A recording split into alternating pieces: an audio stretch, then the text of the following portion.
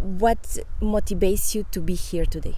Okay, so we're working in a big project where we want to see we want to make the link between the temperature with the animals living in the soil, because temperature is very important for them, temperature and moisture.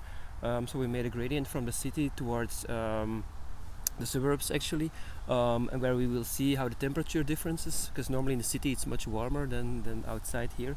And also the animals living in the soil will be influenced by that. So that's why we're investigating all kind of gardens. So we're measuring temperature here, moisture, and also the soil fauna. Mm-hmm.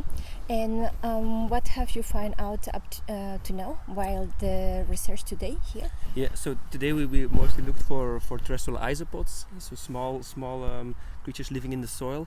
They're very important to break down soil organic matter. So without them we would kind of drown in a sea of leaves, you could say. And in this garden it's a very diverse garden, so with a lot of cover.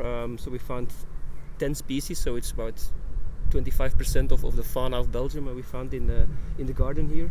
So very species rich, and that's because it's so such a complex from with a lot of litter, but also logs we could turn, stones for them to hide under. So that's why it's so species rich here. Mm-hmm.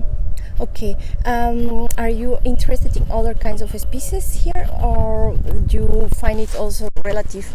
An ecosystem needs to be mixing a little bit of everything, right? So yes, true. So we will. So this is the first sample period where we look at isopods, but we will come back in autumn when hopefully because now it's very dry. It's a very dry season. But in autumn it will be more wet, hopefully. So then we will look for other kind of groups like centipedes, millipedes, spiders, slugs and snails. So they all depend on temperature and moisture.